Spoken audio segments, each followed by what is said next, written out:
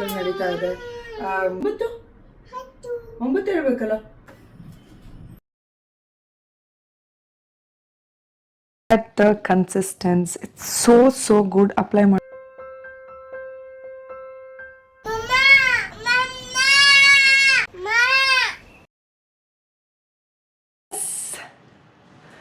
Beautiful.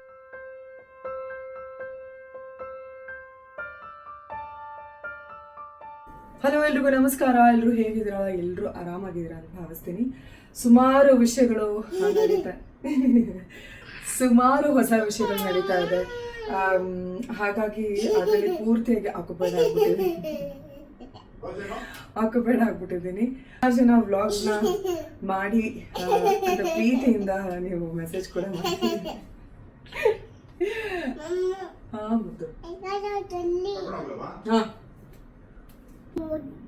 Gym ಮುಂದೆ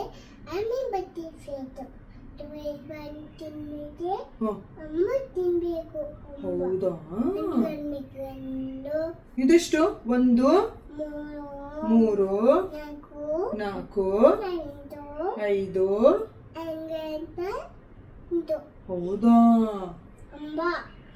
6 7 8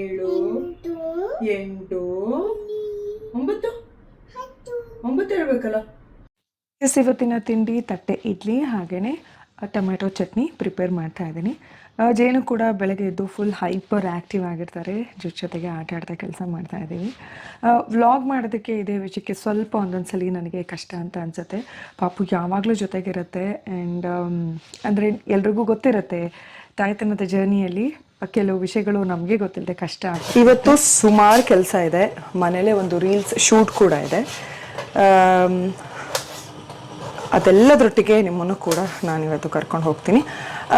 also ಸುಮಾರು ಜನ ಫಿಟ್ನೆಸ್ ಬಗ್ಗೆ ಸಾಕಷ್ಟು ಪ್ರಶ್ನೆಗಳನ್ನು ಕೇಳಿದ್ರಿ. ಅದಿತಿ ಹೇಗೆ ಒಂಥರ ಪೂರ್ತಿ ಕಮ್ಬ್ಯಾಕ್ ಮಾಡಿದ್ದೀರಾ ಹೇಗೆ ಅಂತ. ಅದ್ರ ಬಗ್ಗೆ ಕೂಡ 100% ನಾನು ಮಾತಾಡ್ತೀನಿ. ಇದಷ್ಟೇ ಅಲ್ಲ, ನಿಮಗೆ ಇನ್ನೂ ಯಾವ್ಯಾವ ವಿಷಯಗಳ ಬಗ್ಗೆ ನಾನು ಮಾತಾಡಬಹುದು ಅನ್ನೋದನ್ನು ದಯವಿಟ್ಟು ನನಗೆ ತಿಳಿಸ್ಕೊಡಿ. ಸುಮ್ಮನೆ ರ್ಯಾಂಡಮ್ ಆಗಿ ವ್ಲಾಗ್ ಮಾಡೋ ಬದಲು ನನಗೂ ಕೂಡ ಕೆಲವೊಂದು ವಿಷಯಗಳ ಬಗ್ಗೆ ಮಾತಾಡುವಂಥ ಅವಕಾಶ ಆಗುತ್ತೆ. ಫಿಟ್ನೆಸ್ ಬಗ್ಗೆ ಹೇಳಬೇಕಂದ್ರೆ yes, I feel so good. ನೋಡ್ತಾ ಇದ್ದೀರಾ,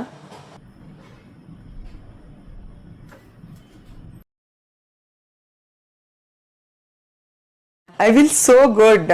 ಯಾಕಂದರೆ ತುಂಬ ಜನಕ್ಕೆ ಒಂದು ಮಿಸ್ಕನ್ಸೆಪ್ಷನ್ ಇದೆ, ಫಿಟ್ನೆಸ್ ಅಂದ ತಕ್ಷಣ ತೆಳ್ಳಗಾಗ್ಬಿಡೋದು ಅಂತ. ಬರೀ ತೆಳ್ಳಗಿದ್ರೆ ಮಾತ್ರ ಏನೋ ತುಂಬ ಫಿಟ್ ಆಗಿದ್ದಾರೆ ಅಥವಾ ಆ ಥರ ಅಲ್ಲ. ಹಾಗಂತ ಪೂರ್ತಿ ಒಬೇಸಿಟಿ ಸರಿ ಅಂತಲೂ ನಾನು ಹೇಳೋದಿಲ್ಲ. ಆದರೆ ಕೆಲವೊಬ್ರು ಹೆಲ್ದಿ ಆಗಿರ್ತಾರೆ. That is also very nice. ಅವ್ರಿಗೆ ಅಂದರೆ ಮಾನಸಿಕವಾಗಿ ಹಾಗೆಯೇ ದೈಹಿಕವಾಗಿ ಅವ್ರಿಗೆ ತುಂಬ ಸ್ಟ್ರಾಂಗ್ ಅನ್ನಿಸ್ತಾ ಇದ್ದಾರೆ, ಫ್ಲೆಕ್ಸಿಬಲ್ ಇದ್ದಾರೆ, ಮೊಬೈಲ್ ಆಗಿದ್ದಾರೆ ಅಂದರೆ ದಟ್ ಈಸ್ ಫೈನ್. ತೆಳ್ಳಗಾಗೋದು ದಪ್ಪಗಾಗೋದು ಅದು ಅವರವರ ವೈಯಕ್ತಿಕ ಆಯ್ಕೆ. ಅದು ಹಾಗೆಯೇ ತೆಳ್ಳಗಾಗಲೇಬೇಕು ಅಂತಂದರೆ ಅದು ಎಲ್ಲ ಊಟ ಬಿಟ್ಟು. ನಾನು ಸುಮಾರು ಬ್ಲಾಗಲ್ಲಿ ಜ್ಯೂಸ್ ಕುಡೀರಿ ಅದು ಇದು ಅಂತೆಲ್ಲ ಹೇಳ್ತೀನಿ. ಅದು ಸುಮಾರು ಜನ ಹೆಂಗೆ ಅನ್ಕೊಂಡ್ಬಿಟ್ಟಿದ್ದಾರೆ ಅಂದರೆ ನಾನು ಬರೀ ಜ್ಯೂಸ್ ಕುಡ್ದೆ ಬದುಕ್ಬಿಡ್ತೀನಿ ಅಂತ. 100% ಇಲ್ಲ. ಇನ್ಫ್ಯಾಕ್ಟ್ ನಾನು ಮುಂಚೆಗಿಂತ ಜಾಸ್ತಿ ತಿಂತಾ ಇದ್ದೀನಿ ಇವಾಗ. ಅದೆಲ್ಲ ತುಂಬ ಮುಖ್ಯ ಆಗುತ್ತೆ. ಅದೆಲ್ಲ ಐ ಥಿಂಕ್ ನಾನು ನನ್ನ ಜರ್ನಿ ಬಗ್ಗೆನೇ ಒಂದು ಸಪ್ರೇಟ್ ವ್ಲಾಗ್ ಮಾಡಿ ಪೂರ್ತಿಯಾಗಿ ಡಿಸ್ಕಸ್ ಮಾಡ್ತೀನಿ.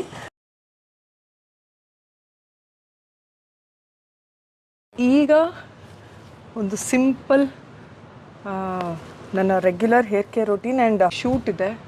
ಸೊ ನನ್ನ ಸಿಂಪಲ್ ಹೇರ್ ಕೇರ್ ರೊಟೀನ್ ನಿಮಗೆಲ್ಲ ಆಲ್ಮೋಸ್ಟ್ ಗೊತ್ತು. ನೋಡಿ, ನನ್ನ ಹೇರ್ ಯಾವಾಗಲೂ ಡ್ರೈ ಆ್ಯಂಡ್ ಫ್ರೀಸಿ. ತುಂಬ ಅಂದರೆ ತುಂಬ ಡ್ರೈ ಅಂತ ಅನಿಸುತ್ತೆ. ಅದರಲ್ಲೂ ಬೇಸಿಗೆ ಅಲ್ವಾ, ಇನ್ನೂ ಸಿಕ್ಕಾಪಟ್ಟೆ ಡ್ರೈ ಫ್ರೀಸಿ ಅಂತಲೇ ಅನಿಸುತ್ತೆ. ಯಾವಾಗಲೂ ಫ್ರೀಸಿ ಅನ್ನಿಸ್ತಾನೆ ಇರುತ್ತೆ. ಸೊ ನಾನು ಈ ಫ್ರೀಸ್ ಕಂಟ್ರೋಲ್ ಮಾಡಬೇಕಂದ್ರೆ ಯು ಆಲ್ ನೋ ದಟ್ ನನ್ನ ಗೋ ಟು ಪ್ರಾಡಕ್ಟ್ ಆ್ಯಂಡ್ ನನಗೆ ಸಿಕ್ಕಾಪಟ್ಟೆ ವರ್ಕ್ ಆಗೋದು ಅಂತಂದರೆ ಆಬ್ಸ್ ಗುಡ್ನೆಸ್ ಅವರ ಫ್ಲ್ಯಾಕ್ಸೀಡ್ ಜೆಲ್. ಆಯಿತಾ, ಈ ಸಲ ಯಾಕೆ ಇದ್ರ ಬಗ್ಗೆ ಮತ್ತೆ ಮಾತಾಡ್ತೀನಿ ಅಂದರೆ, ನೋಡಿ ಫ್ಲ್ಯಾಕ್ಸೀಡ್ ಜೆಲ್ ಮುಂಚೆ ನೀವು ನೋಡಿರ್ತೀರಾ ಹೇಗಿತ್ತು ಅಂತ. ಈಗ ನೋಡಿ, ಫ್ಲ್ಯಾಕ್ಸೀಡ್ ಜೆಲ್ ಜೊತೆಗೆ ರೋಸ್ಮೆರಿ ಆಯಿಲ್ನ ಇದರಲ್ಲೇ ಆ್ಯಡ್ ಮಾಡಿಬಿಡ್ತಾರೆ, which is the best part. ಆಯಿತಾ, ನಂಗೆ ಸಿಕ್ಕಾಪಟ್ಟೆ ಖುಷಿ ಆಯ್ತು. ಆ್ಯಂಡ್ ಈವನ್ ಇದರಲ್ಲಿ ಹೈಬಿಸ್ಕಸ್ ಕೂಡ ಇದೆ. ಸೊ ನಿಮ್ಗೆ ಗೊತ್ತು, ಹೇರ್ ನಾವು ಸಾಫ್ಟ್ ಅಥವಾ ಸಿಲ್ಕಿ ಶೈನಿ ಅಥವಾ ಸ್ವಲ್ಪ ಹೇರ್ ಫುಲ್ ಅನಿಸ್ಬೇಕು, ಥಿಕ್ ಅನಿಸ್ಬೇಕು ಅಂದರೆ ನಾವು ಯೂಸ್ ಮಾಡೋದೇ ಈ ಪ್ರಾಡಕ್ಟ್ಸ್ಗಳು. ಲೈಕ್ ರೋಸ್ಮೆರಿ ಯೂಸ್ ಮಾಡ್ತೀವಿ ಮತ್ತು ಹೈಬಿಸ್ಕಸ್ ಯೂಸ್ ಮಾಡ್ತೀವಿ. ಸೊ ಎರಡೂ ಇದರಲ್ಲಿ ಇನ್ಫ್ಯೂಸ್ ಆಗಿರೋದ್ರಿಂದ ಇದೊಂಥರ more powerful, more effective and results ಕೂಡ ಸಿಕ್ಕಾಪಟ್ಟೆ ಚೆನ್ನಾಗಿ ಬರುತ್ತೆ ಅಂತ ಹೇಳ್ಬೋದು. ನಾನು ಲಾಸ್ಟ್ ಟೈಮ್ ಯೂಸ್ ಮಾಡಿದಾಗಲೂ ನಂಗೆ ತುಂಬ ಇಷ್ಟ ಆಯಿತು. ಖಾಲಿಯಾಗಿತ್ತು ಅಂತ ಆರ್ಡರ್ ಮಾಡೋಕ್ಕೆ ಹೋದೆ, ಅದು ಹೊಸದು ಫಾರ್ಮುಲಾ ಅಂದ ತಕ್ಷಣ ನಂಗೆ ತುಂಬ ಇಷ್ಟ ಆಗಿ ಯೂಸ್ ಮಾಡಿದೆ, ನಂಗೆ ತುಂಬ ಚೆಂದ ಅನ್ನಿಸ್ತು ಅಂತ. ಸೊ ಐ ಜಸ್ಟ್ ಥಾಟ್ ನಿಮ್ಮೊಟ್ಟಿಗೆ ಶೇರ್ ಮಾಡೋಣ ಅಂತ. ಬಿಕಾಸ್ ನಾವು ಮನೇಲೇ ಇದನ್ನೆಲ್ಲ ಪ್ರಿಪೇರ್ ಮಾಡೋಕ್ಕೆ ಹೋಗ್ತೀವಿ ಅಂದರೆ ನಿಜ ಕನ್ಸಿಸ್ಟೆನ್ಸಿ ಬರೋಲ್ಲ, ಮತ್ತು ಒಂಥರ ತುಂಬ ಮೆಸ್ಸಿ ಅಂತ ಹೇಳ್ಬೋದಾಯ್ತಾ. ಬಟ್ ಇದು ದಟ್ ನನಗೆ ಒಂಥರ ಈಸಿ, ಯೂಸ್ ಮಾಡೋದಕ್ಕೆ ಈಸಿ, ಅಪ್ಲೈ ಮಾಡೋದಕ್ಕೆ easy, salon like hair at home ಅಂತ ಹೇಳ್ಬೋದು. ಆ್ಯಸ್ ಮೊದಲು ನಾನು ಹೇರ್ ಪಾರ್ಟಿಷನ್ ಮಾಡ್ಕೊಂಡ್ಬಿಡ್ತೀನಿ. ಸೊ ಇದಾದಮೇಲೆ ಆ್ಯಬ್ಸ್ goodness flaxseed gel with rosemary oil ಏನಿದೆ ಅದನ್ನು ನಾನು ಒಂದು ಬೌಲ್ಗೆ ಟ್ರಾನ್ಸ್ಫರ್ ಮಾಡ್ಕೋತಾ ಇದ್ದೀನಿ. Look at the consistency, it's so good. Apply ಮಾಡೋದಕ್ಕೂ ಸಿಕ್ಕಾಪಟ್ಟೆ ಈಸಿ ಅನಿಸುತ್ತೆ. I just love this texture. ಪ್ರತಿಯೊಂದು ಹೇರ್ ಸ್ಟ್ಯಾಂಡ್ಗೂ ನೀಟಾಗಿ ಅಪ್ಲೈ ಮಾಡ್ಕೋಬೋದು, ಅಷ್ಟು ಚಂದ ಕನ್ಸಿಸ್ಟೆನ್ಸಿ ಇರುವಂಥದ್ದು. ಪಾರ್ಟಿಷನ್ ಮಾಡಿಕೊಂಡು ಪ್ರತಿಯೊಂದು ಕೂದಲಿನೆಳೆಗೂ ಅದು ಹೋಗಬೇಕು, ಆ ಥರ ನೀಟಾಗಿ ಅಪ್ಲೈ ಮಾಡ್ಕೋಬೇಕಾಗುತ್ತೆ.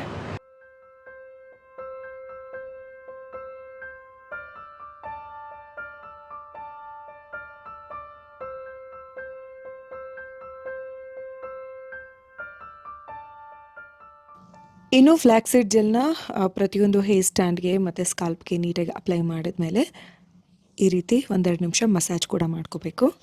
ಅಪ್ಲೈ ಮಾಡಿದ್ದಾಯಿತು. ಒಂದು 30 ಮಿನಿಟ್ಸ್ ಬಿಟ್ಟು ಹೇರ್ ವಾಶ್ ಮಾಡ್ತೀನಿ. ಅಷ್ಟರಲ್ಲಿ ಬೇರೆ ಬೇರೆ ಕೆಲಸನ ಮುಗಿಸ್ಕೋತೀನಿ. ಆ್ಯಕ್ಚುಲಿ ತುಂಬ ಟೈಮಾಗಿ ಹೋಗಿದೆ, ಇನ್ನೇನು ಬಂದುಬಿಡ್ತಾರೆ ಶೂಟ್ಗೆ. ಓಕೆ ಅಯ್ಯಪ್ಪ, ಎಲ್ಲಿ ಎತ್ಕೊಳ್ಳಿ? ಹಾಂ,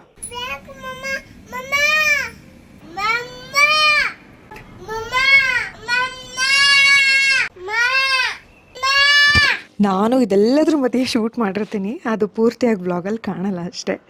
ಎಸ್, ಆಫ್ಟರ್ ಹೇರ್ ವಾಶ್ ನೋಡ್ತಾ ಇದ್ದೀರಾ, ಹೇರ್ ಎಷ್ಟು ಸ್ಮೂತ್, ಸಿಲ್ಕಿ, ಶೈನಿ ಅನ್ನಿಸ್ತಾ ಇದೆ. I just love the result. ಓಕೆನಾ, look at the shine, oh my god. So ಈ ರೀತಿ ಸಲೂನ್ ಲೈಕ್ ಹೇರ್ ನೀವು ಅಚೀವ್ ಮಾಡಬೇಕಂದ್ರೆ ಡೆಫಿನೆಟ್ಲಿ ಈ ಪ್ರಾಡಕ್ಟ್ನ ಟ್ರೈ ಮಾಡ್ಬೋದು. ಈ ಪ್ರಾಡಕ್ಟ್ನ ನೀವು purple.com ಅಲ್ಲಿ ಪರ್ಚೇಸ್ ಮಾಡ್ಬೋದು. ನೀವು ಕೂಡ ಟ್ರೈ ಮಾಡಬೇಕು ಅನ್ನೋದಾದರೆ ಥಿಕ್ ಆ್ಯಂಡ್ ಸಾಫ್ಟ್ ಹೇರ್ಗೋಸ್ಕರ ಡೆಫಿನೆಟ್ಲಿ ಈ ಪ್ರಾಡಕ್ಟ್ನ ಟ್ರೈ ಮಾಡಿ. ಇನ್ನು ಜೇನು ಊಟ ಮಾಡಿ ಮಲಗಿದ್ರು ಆ ಟೈಮಲ್ಲಿ ಅವ್ರು ಎದ್ದೇಳೋ ಅಷ್ಟರಲ್ಲೇ ನಾನು ಶೂಟ್ ಕಂಪ್ಲೀಟ್ ಮಾಡ್ಕೋಬೇಕು. ಒಂದು ರೀತಿ ಪ್ರತಿಯೊಂದು ಕೆಲಸಕ್ಕೂ ಇಷ್ಟೇ ಟೈಮ್ ಲಿಮಿಟ್ ಅಂತ ಇದೆ. So that's really hard sometimes, but that's okay. Weight loss journey ಬಗ್ಗೆ ಸುಮಾರು ಜನ ನೀವು ಕೇಳ್ತಾ ಇರೋದಕ್ಕೆ ಹೇಳ್ತೀನಿ. ನಾನು ಸುಮಾರು ಜನ ಇದ್ರ ಬಗ್ಗೆ ಮಾತಾಡಿರ್ತಾರೆ ಕೂಡ. ಅಂಟಿಲ್ ಆ್ಯಂಡ್ ಅನ್ಲೆಸ್ ನಾವೇ ಕರೆಕ್ಟಾಗಿ ಅದನ್ನು ಫಾಲೋ ಮಾಡೋ ತನಕನೂ ಹಿಂಗೆ ಅಷ್ಟೇನಾ ಇಷ್ಟೇನಾ ಅಂತಲೇ ಅನ್ನಿಸ್ತಾ ಇರುತ್ತೆ. ಬಟ್ ಇದು ಸಿಕ್ಕಾಪಟ್ಟೆ ನಮಗೆ ಒಂದು ವಾವ್ ಥರ ರಿಸಲ್ಟ್ ಕೊಡೋದಕ್ಕೆ ಸಹಾಯ ಮಾಡುತ್ತೆ. ನಾನು ಹೇಳ್ದಂಗೆ ಸ್ವಲ್ಪ ಕಾರ್ಬ್ಸ್ ಇರಬೇಕು, ಫೈಬರ್ ಇರಬೇಕು ಆ್ಯಂಡ್ ಪ್ರೋಟೀನ್ ಇರಬೇಕು. ನಾವು ತೊಗೊಳ್ಳೋವಂಥ ಆಹಾರದಲ್ಲಿ ಇದೆಲ್ಲದೂ ಇರಬೇಕು. ತಟ್ಟೆ ಸ್ವಲ್ಪ ಕಲರ್ಫುಲ್ ಅಂತ ಅನ್ನಿಸ್ತಾ ಇರಬೇಕು. ಆಗ ಮಾತ್ರ ನಾವು ಎಕ್ಸಸೈಸ್ ಮಾಡೋದು ಅಥವಾ ನಾವೇನಾದರೂ ನಮ್ಮ ಶಕ್ತಿನ ಇಂಪ್ರೂವ್ ಮಾಡ್ಕೋಬೇಕು ಅಥವಾ ಇಮ್ಯುನಿಟಿ ಜಾಸ್ತಿ ಆಗಬೇಕು, ನಮ್ಮ ದೇಹದಲ್ಲಿ ಸುಧಾರಣೆಗಳು ಕಾಣಬೇಕು ಅಂದಾಗ ಆಹಾರದಲ್ಲಿ ನಾವು ತುಂಬ ತುಂಬ ತುಂಬ ಕಾಳಜಿ ವಹಿಸಬೇಕು. ಹಾಗಂತ ತೀರಾ ಏನು ಹೊರಗಡೆನೇ ತಿನ್ನೋದಿಲ್ಲ, ಜಂಕೇ ತಿನ್ನೋದಿಲ್ಲ, ಸ್ವೀಟೇ ತಿನ್ನೋದಿಲ್ಲ ಅಂತ ಏನಿಲ್ಲ.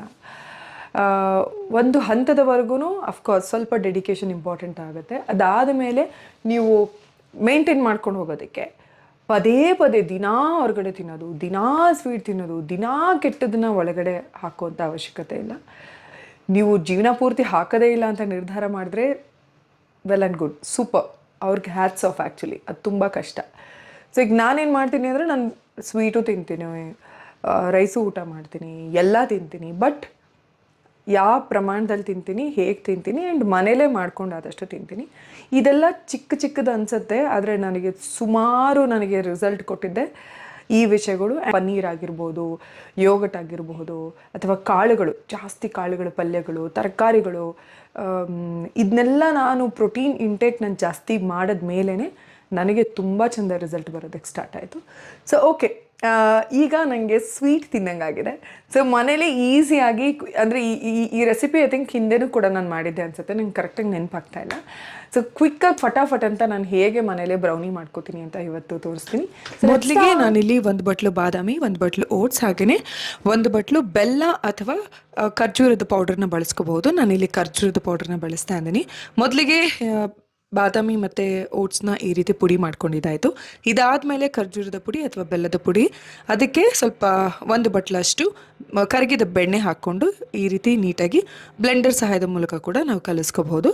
ಇದಾದಮೇಲೆ 1/4 ಚಮಚ ಬೇಕಿಂಗ್ ಸೋಡಾ, ಅರ್ಧ ಚಮಚ ಬೇಕಿಂಗ್ ಪೌಡರ್, ಹಾಗೆಯೇ ಪೌಡರ್ ಏನು ಮಾಡ್ಕೊಂಡಿದ್ವಿ ಅದು ಇದೆಲ್ಲದನ್ನು ಸೇರಿಸಿ ಚೆನ್ನಾಗಿ ಮಿಕ್ಸ್ ಮಾಡ್ಕೋಬೇಕಾಗತ್ತೆ. ಇದಾದಮೇಲೆ ನಿಮಗೆ ಚಾಕ್ಲೇಟ್ ಫ್ಲೇವರ್ ಇಷ್ಟ ಅಂದರೆ ಕೋಕೋ ಪೌಡರ್ನ ನೀವು ಡೆಫಿನೆಟ್ಲಿ ಮಿಕ್ಸ್ ಮಾಡ್ಕೋಬೋದು, ಅದು ಕೂಡ ತುಂಬ ರುಚಿಯನ್ನು ಹೆಚ್ಚಿಸುತ್ತೆ. ಸೊ ಇದೆಲ್ಲ ನೀಟಾಗಿ ಬ್ಲೆಂಡ್ ಆಗಬೇಕು, ಆ ರೀತಿ ನಾವು ಕಲಿಸ್ಕೋಬೇಕಾಗುತ್ತೆ. ಅದಾದಮೇಲೆ ಪಾರ್ಚ್ಮೆಂಟ್ ಪೇಪರ್ ಅಥವಾ ಕೇಕ್ ಮೌಲ್ಡ್ಗಳಲ್ಲಿ ನೀವು ಈ ಮಿಕ್ಸ್ಚರ್ನ ಹಾಕ್ಕೊಂಡು ಅವನ್ ಯೂಸ್ ಮಾಡಬಹುದು ಅಥವಾ ಏರ್ ಫ್ರೈಯರ್ ಬಳಸ್ಬೋದು. ನಾನಿಲ್ಲಿ 165 degree Celsius and 20 minutes bake ಮಾಡ್ಕೊಂಡಿದ್ದೀನಿ. Yes, beautiful, delicious.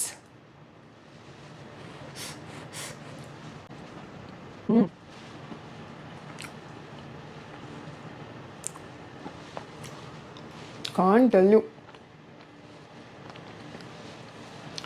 ಯಾವ ಬೇಕ್ರಿಲೂ ಇಷ್ಟು ಚೆನ್ನಾಗಿರೋದು ಏನಂತಾರೆ ಬ್ರೌನಿ ಸಿಗೋದಿಲ್ಲ. ಅಷ್ಟು ಈಸಿ ರೆಸಿಪಿ, ಅಷ್ಟು ಫಾಸ್ಟಾಗಿ ಮನೇಲೇ ಮಾಡ್ಕೋಬೋದು. ದಯವಿಟ್ಟು ನೀವು ಕೂಡ ಟ್ರೈ ಮಾಡಿ. ಆ್ಯಂಡ್ ಒಂದು ವಿಷಯದ ಬಗ್ಗೆ ನಾನು ಹೇಳಲೇಬೇಕು. ಮೊದಲನೇದಾಗಿ ಸುಮಾರು ಮಿತ್ತುಗಳು ಓಡಾಡ್ತಾ ಇರುತ್ತೆ ನಮ್ಮ ಸುತ್ತಮುತ್ತ.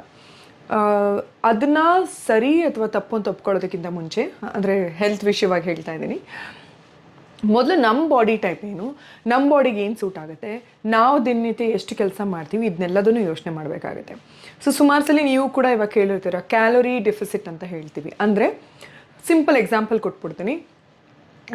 ನನಗೆ 100 ರೂಪಾಯಿ ಖರ್ಚಿರುತ್ತೆ ದಿನನಿತ್ಯ, ಓಕೆನಾ? ಆದರೆ ನನಗೆ 200 ರೂಪಾಯಿ ಸಿಗುತ್ತೆ. ಸೊ ನಾನೇನು ಮಾಡ್ತೀನಿ, 100 ರೂಪಾಯಿ ಖರ್ಚು ಮಾಡ್ತೀನಿ, 200 ರೂಪಾಯಿನ ಒಂದು ಡಬ್ಬದಲ್ಲಿ ಸ್ಟೋರ್ ಮಾಡಿಡ್ತೀನಿ, ಆಯಿತಾ? ಮಾರನೇ ಮತ್ತೆ ನನಗೆ 200 ರೂಪಾಯಿ ಸಿಗುತ್ತೆ. ಮತ್ತೆ ಬರೀ 100 ರೂಪಾಯಿ ನನಗೆ ಎಷ್ಟು ಬೇಕೋ ಅಷ್ಟು ಖರ್ಚು ಮಾಡ್ತೀನಿ, ಮತ್ತೆ ಇನ್ನೂ 100 ರೂಪಾಯಿನ ಆ ಡಬ್ಬದಲ್ಲಿ ಸ್ಟೋರ್ ಮಾಡಿಟ್ಕೋತೀನಿ. ಅದೇ ರೀತಿ ನಮ್ಮ ದೇಹ ಕೂಡ, ನಮ್ಮ ದೇಹಕ್ಕೆ ಈಗ ಎಕ್ಸಾಂಪಲ್ 1200 ಕ್ಯಾಲೋರೀಸ್ ಬೇಕು ಅಂತ ಅಂದ್ಕೊಳ್ಳಿ. ಸೊ ಆದರೆ ನಾವು ತಿನ್ನೋದು 2000 ತಿಂದ್ಬಿಡ್ತೀವಿ. ಸೊ ಅವಾಗ 1200 ಕ್ಯಾಲೋರೀಸ್ ಮಾತ್ರ ನಮ್ಮ ದೇಹ ಉಪಯೋಗಿಸ್ಕೊಳ್ಳುತ್ತೆ. ಇನ್ನು ಮಿಕ್ಕಿದ್ದನ್ನು ಈ ಭಾಗ ಅದಕ್ಕೆ ಎಲ್ಲೆಲ್ಲಿ ಬೇಕೋ ಅಲ್ಲೆಲ್ಲ ಸ್ಟೋರ್ ಮಾಡ್ತಾ ಹೋಗುತ್ತೆ. ಸೊ ಹಾಗಾಗಿ ಫ್ಯಾಟ್ ಅಥವಾ ಕೊಲೆಸ್ಟ್ರಾಲ್, ಒಬೆಸಿಟಿ ಎಲ್ಲ ಏನಂತೀವೋ ಅದು ಪ್ರಾರಂಭ ಆಗುತ್ತೆ. ಈಗ ಅದೇ ನಾನು ಹೇಳ್ತೀನಿ, ನಾನು ಇವಾಗ ಆ್ಯಕ್ಟಿವ್ ಆಗಿದ್ದೀನಿ, ನಾನು ದಿನ ಕಾರ್ಡಿಯೋ ಮಾಡ್ತೀನಿ, ಸ್ಟ್ರೆಂತ್ ಟ್ರೈನಿಂಗ್ ಮಾಡ್ತೀನಿ, ನನ್ನ ಕ್ಯಾಲೋರೀಸ್ 1500 ತನಕನೂ ಖರ್ಚು ಮಾಡ್ತೀನಿ ನಾನು ಅನ್ನೋವಾಗ okay, then you can eat, ಆಯಿತಾ? ಸೊ ಈ ಥರ ತೆಳ್ಳಗಾಗಬೇಕು ಅಂದರೆ ಅದೇ ಅದನ್ನೆಲ್ಲ ನೋಡಿಕೊಂಡು ಬ್ಯಾಲೆನ್ಸ್ ಮಾಡಿಕೊಂಡು ಹೋಗಬೇಕು. ದಪ್ಪ ಆಗಬೇಕಂದ್ರೂ ಸೇಮ್ ಕ್ಯಾಲೋರೀಸ್ ಮೇಲೇ ವರ್ಕ್ ಮಾಡಬೇಕು. ಸೊ ನನಗೆ ಜಾಸ್ತಿ ದಪ್ಪ ಆಗಬೇಕು ಅಂತಂದರೆ ಕ್ಯಾಲೋರಿನ ಜಾಸ್ತಿ ಮಾಡಬೇಕು. ತೆಳ್ಳಗಾಗಬೇಕು ಅಂತಂದರೆ ನಾನು ಕೆಲಸ ಮಾಡ್ತಿರೋದಕ್ಕೂ ಮತ್ತು ನಾನು ಕನ್ಸ್ಯೂಮ್ ಮಾಡ್ತಿರೋ ಕ್ಯಾಲೋರಿಗೂ ನಾವು ತೂಕ ಹಾಕ್ಕೊಂಡು ಸ್ವಲ್ಪ, ಅಂದರೆ ತೂಕ ಅಂದರೆ ಏನೋ ವೆಯ್ ಮಾಡಿಕೊಂಡು ಹಾಗೆ ಫುಲ್ ಇದು ಅಂತ ಹೇಳ್ತಿಲ್ಲ, ಸ್ವಲ್ಪ ಓಕೆ ಈ ಅಂದರೆ ಅಟ್ಲೀಸ್ಟ್ ನಾವು ಬೇಸಿಕ್ ನಾಲೆಡ್ಜ್ ತೊಗೋಬೇಕು ಅಂತ ಹೇಳ್ತೀನಿ. ಅಂದರೆ ಈ ಫುಡ್ಡಲ್ಲಿ ಇದು ಸಿಗುತ್ತೆ, ಈ ಫುಡ್ಡಲ್ಲಿ ಏನು ಸಿಗುತ್ತೆ, ಎಷ್ಟು ಕ್ಯಾಲೋರಿ ಇರುತ್ತೆ, ಅದೆಲ್ಲ ಬೇಸಿಕ್ ಸೆನ್ಸ್. ಆಮೇಲೆ ಎಲ್ಲರ ಕೈಯಲ್ಲೂ ಮೊಬೈಲ್ ಇದೆ ಇವಾಗ, ಆಯಿತಾ? ಅದಕ್ಕೂ ನಾವು ಮೊಬೈಲ್ ಬಳಸ್ತೀವಿ, ಇಂಟರ್ನೆಟ್ ಬಳಸ್ತೀವಿ. ಆದರೆ ನಮ್ಮ ಆರೋಗ್ಯಕ್ಕೋಸ್ಕರ, ನಮ್ಮ ಒಳಿತಿಗೋಸ್ಕರ, ನಾವೇನಾದರೂ ಹೊಸದನ್ನು ಕಲಿಯೋದಕ್ಕೋಸ್ಕರ, ಉದ್ಧಾರ ಆಗೋದಕ್ಕೋಸ್ಕರ ಯಾಕೆ ಬಳಸ್ಕೋಬಾರ್ದು ಅಲ್ವಾ? ಸೊ ಸುಮಾರು ವಿಷಯಗಳು ನಿಮಗೆ ಲಭ್ಯ ಇರುತ್ತೆ. ಆ್ಯಂಡ್ ಅದ್ರ ಸರಿ ತಪ್ಪು ಅಂತ ತಿಳ್ಕೊಳ್ಳೋ ವಿವೇಚನೆ ಕೂಡ ಬೆಳೆಸ್ಕೋಬೇಕಾಗುತ್ತೆ. ಸೊ ಅದು ನೋಡ್ಕೊಂಡು 100% ನಾವು ಅಂದರೆ ಅಚೀವ್ ಮಾಡಬಹುದು. ಅದರೊಟ್ಟಿಗೆ ನಾನು ಹೇಳೋ ಹಾಗೆ ಮುಂದಿನ ದಿನಗಳಲ್ಲಿ ಖಂಡಿತ ಪ್ರಾಪರ್ ನನಗೆ ಸಹಾಯ ಮಾಡಿದಂಥ ಅಥವಾ ನಾನು ಫಾಲೋ ಮಾಡುವಂಥ ಅಥವಾ ನಿಜವಾಗ್ಲೂ ಅದ್ರ ಬಗ್ಗೆ ಜ್ಞಾನ ಇರುವಂಥ ಒಬ್ಬ ಎಕ್ಸ್ಪರ್ಟ್ನ ಕರೆದು ಅವರೊಟ್ಟಿಗೆ ನನ್ನ ಜರ್ನಿನೂ ಕೂಡ ಮಾತಾಡಿ. ಡೆಫಿನೆಟ್ಲಿ ಸುಮಾರು ಜನ ನೀವು ಕೇಳ್ತಾ ಇರ್ತೀರಾ, ಅದರಲ್ಲೂ ತಾಯಿ ಆದಮೇಲೆ ಏನಿದೆಯಲ್ಲ ಅದು ಒಂದು ನಿಜವಾಗ್ಲೂ ಒಂದು ಕಷ್ಟಕರವಾದ ಜರ್ನಿನೇ. ಸೊ ಅದ್ರ ಬಗ್ಗೆ ಎಲ್ಲ ನಿಮಗೆ ಮಾಹಿತಿನ ಆದಷ್ಟು ಬೇಗ ತಿಳಿಸ್ಕೊಡ್ತೀನಿ ಅಂತ ಹೇಳ್ತಾ, ಐ ಥಿಂಕ್ ನಿಮಗೆ ನಾಳೆ ಅಥವಾ ನಾಡಿದ್ದು ಒಂದು ಸರ್ಪ್ರೈಸ್ ಎಲಿಮೆಂಟ್ನ ಕೊಡ್ತಾ ಇದ್ದೀನಿ. ಅದೇನು ಅಂತ ಗೊತ್ತಾಗುತ್ತೆ ನಿಮಗೆ. ಆ್ಯಂಡ್ ನಿಮ್ಮ ಆಶೀರ್ವಾದ ಯಾವಾಗಲೂ ಹೀಗಿರಲಿ. Loves of love.